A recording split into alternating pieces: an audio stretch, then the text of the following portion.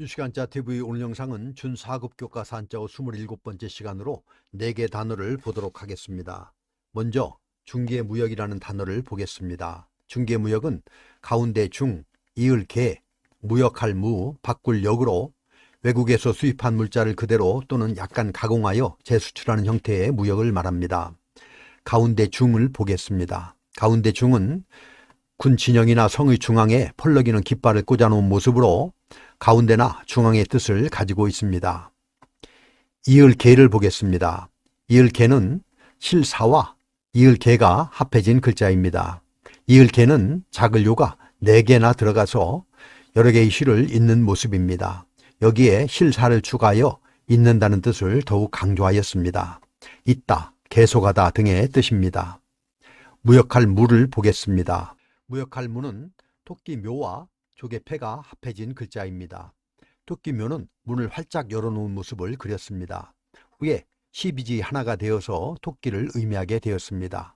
토끼묘에 조개패가 합해진 무역할 무는 세간의 문을 통해 재물, 즉 물품이 드나드는 것으로 무역하다, 바꾸다 등의 뜻입니다.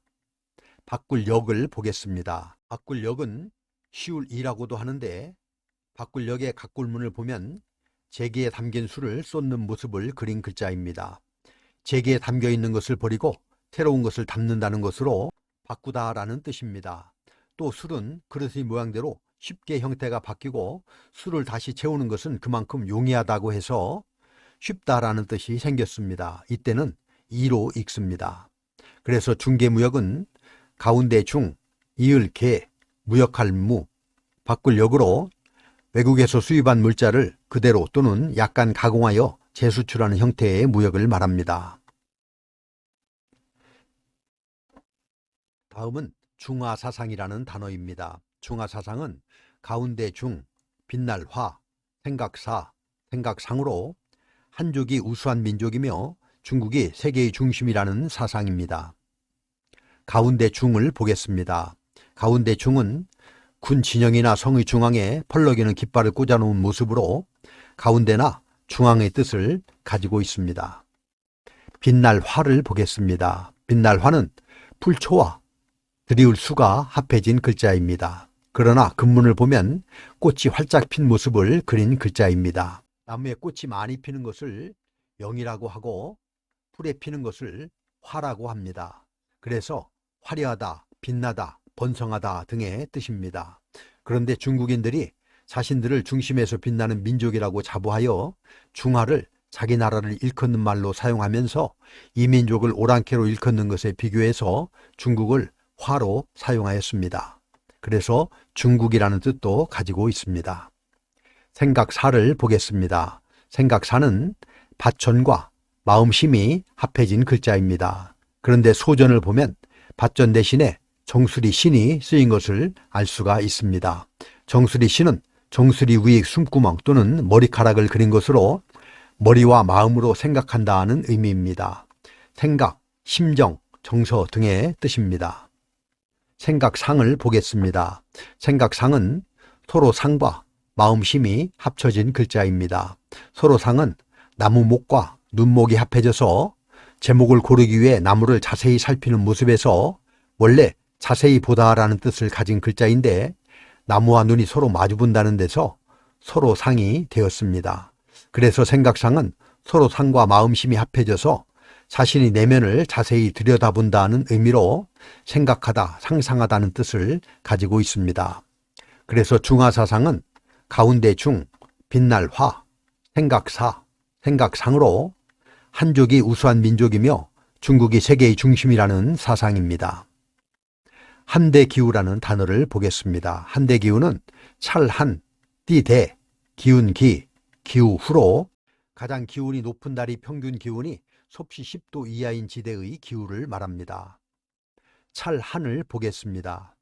찰한은 진면과 풀초, 사람인, 얼음빙이 합해진 글자입니다. 풀초는 최소 4개 이상이 합쳐져서 풀로 만든 거적을 의미하고 있습니다. 그래서 찰한은 집안에서 풀거적을 돕고 있는 사람 아래 얼음이 얼어있는 것을 표현하여서 차다, 춥다, 떨다, 쓸쓸하다 등의 의미입니다. 띠대를 보겠습니다. 띠대는 옷 위로 덮어서 매는 띠를 그렸습니다. 윗부분은 띠를 말 때 옷에 생기는 주름을 나타냈습니다.